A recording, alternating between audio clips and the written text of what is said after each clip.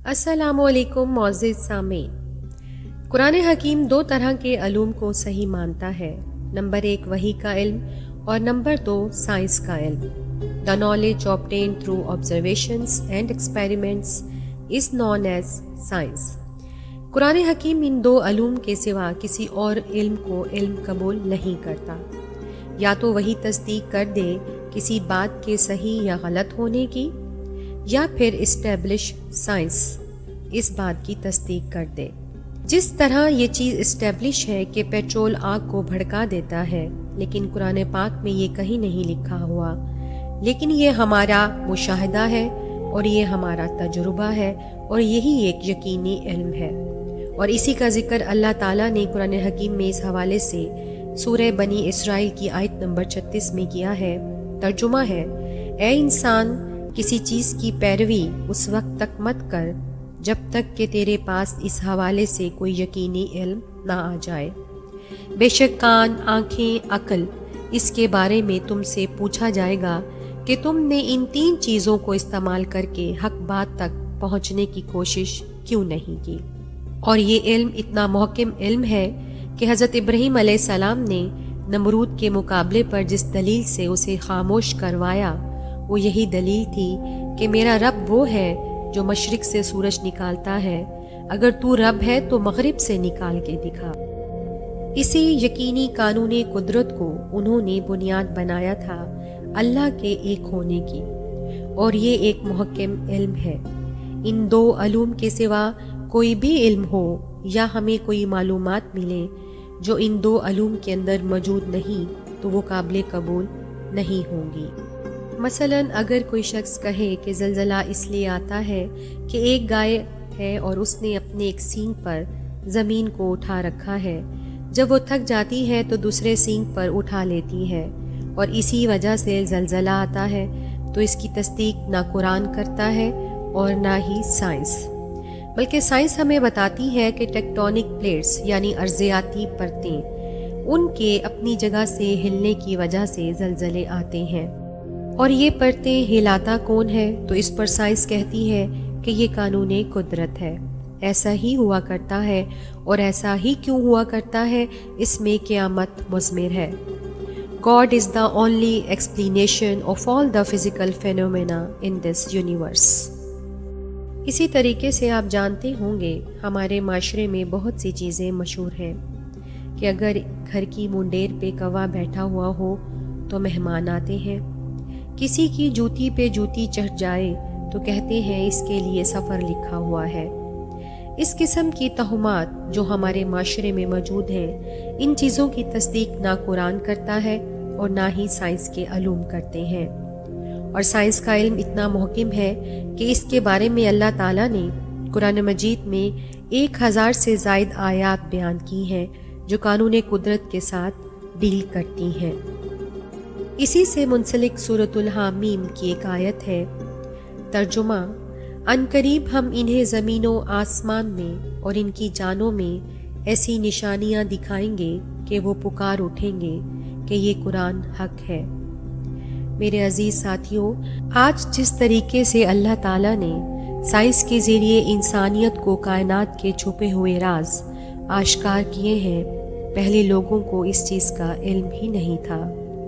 اور اسی طرح سے یاد رکھیں کہ قرآن مجید کے جو پرانے تراجم ہیں، ان میں جہاں جہاں ہمارے بزرگوں سے سائنس کی علم کی کمی کی وجہ سے جو غلطیاں ہوئی ہیں، وہ غلطیاں آپ قرآن کے اوپر نہیں ڈال سکتے۔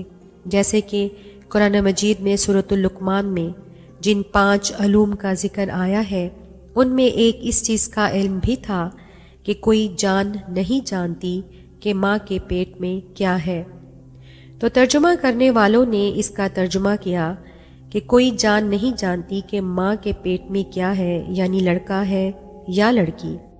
لیکن اب الٹرا ساؤنڈ کے ذریعے یہ سب معلومات حاصل ہو جاتی ہیں، لیکن قرآن مجید میں یہ بات جنس کے حوالے سے بیان نہیں ہوئی، بلکہ قرآن مجید میں ہی اللہ تعالیٰ نے سورۃ التغابن میں فرمایا ہے، وہی اللہ ہے جو تمہاری تخلیق کرتا ہے، کوئی تم میں سے کافر ہو جاتا ہے، کوئی مومن ہو جاتا ہے، یعنی جب اللہ پیدا کرتا ہے تو اس وقت تو سب کو ایک جیسا ہی پیدا کرتا ہے، اور پھر بعد میں حالات و واقعات کے بعد انسان اپنی صلاحیتوں کو استعمال کر کے یا تو بات ماننے والا بن جاتا ہے یا انکار کرنے والا۔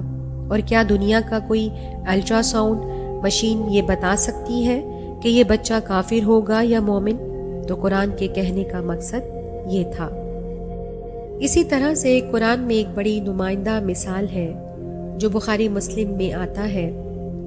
سورۃ العلق کی پہلی 5 آیات جو حضور پاک صلی اللہ علیہ وآلہ وسلم پر پہلی وحی کے طور پر نازل ہوئی، اس میں ہمارے پرانے بزرگوں نے الخلق الانسان من علق کا ترجمہ کیا ہے کہ اللہ تعالیٰ نے پیدا کیا انسان کو جمے ہوئے خون سے، اور یہی ترجمہ سب کرتے آئے ہیں۔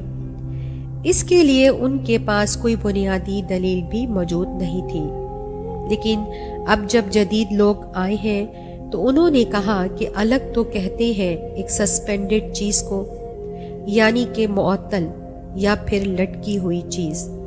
تو علق کا ترجمہ ہے کہ انسان کو اللہ نے پیدا کیا ایک ایسی چیز جو کہ سسپینڈڈ فارم میں تھی، یعنی کہ معلق تھے۔ آج ہمیں ایمبریولوجی کی فیلڈ کے لوگ بتا رہے ہیں کہ بچہ شروع میں رحم مادر میں ایک ایمبریو کی شکل میں، جسے اردو میں جنین کہتے ہیں، رحم کی دیوار کے ساتھ چپکا ہوا ہوتا ہے، جیسے کہ ایک چونک چپکی ہوئی ہوتی ہے۔ اور علق کا ترجمہ عربی میں جونک بھی بنتا ہے، لیکن یہ سب الیکٹرانک مائکروسکوپ کے ذریعے پتہ چلا۔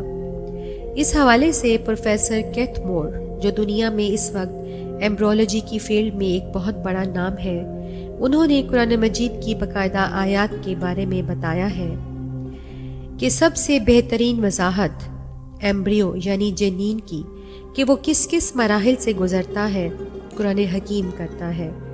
اور انہوں نے باقاعدہ پھر اسلام بھی قبول کیا۔